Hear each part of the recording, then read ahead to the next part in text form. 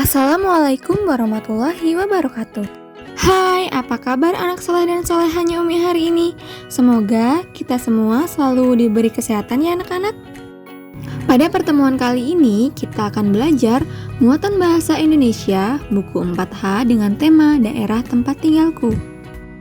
Dalam cerita fiksi, tokoh memegang peranan sangat penting karena tokoh akan membuat cerita menjadi lebih hidup dan menarik, seolah-olah terjadi di alam nyata.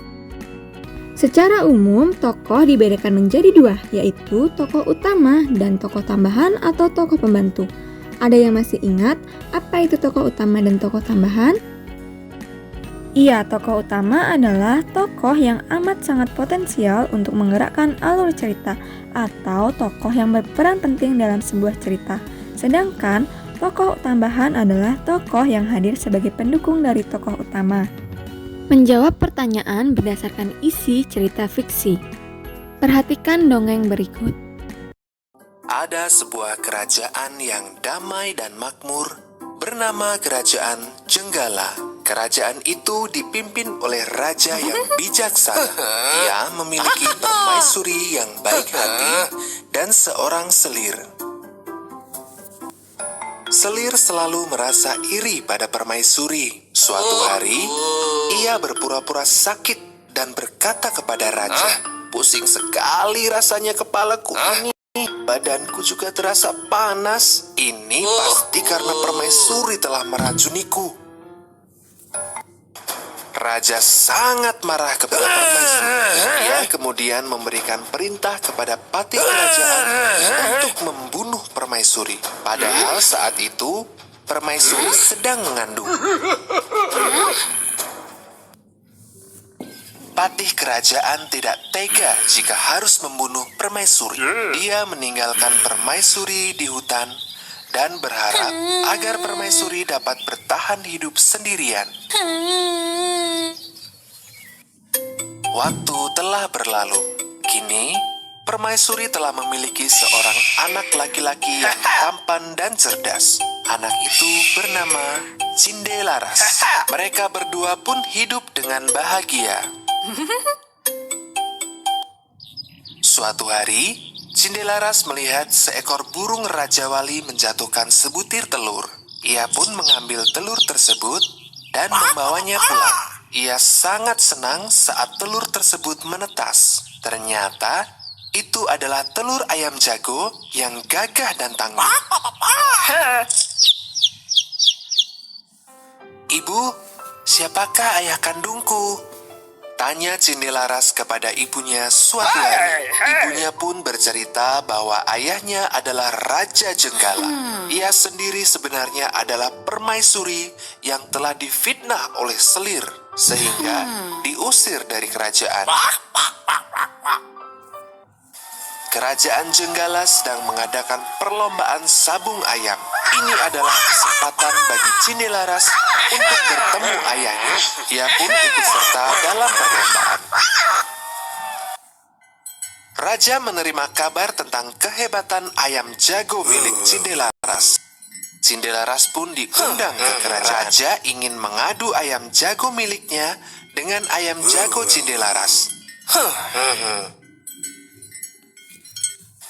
Raja berjanji akan memberikan setengah kekayaannya jika Cindelaras bisa menang. Namun jika Cindelaras kalah, Cindelaras akan dihukum. Cindelaras menerima tantangan raja. Ia yakin ayamnya tidak akan kalah.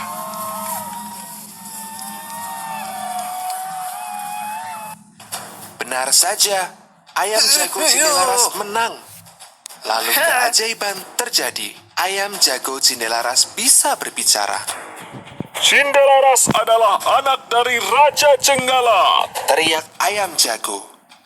Kemudian ayam jago menceritakan semua kejahatan selir.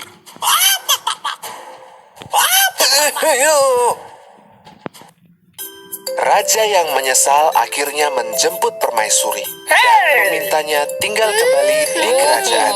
Setelah Cindelaras dewasa, ia dinobatkan sebagai Raja Jenggala. Sedangkan selir yang jahat dihukum atas semua perbuatan.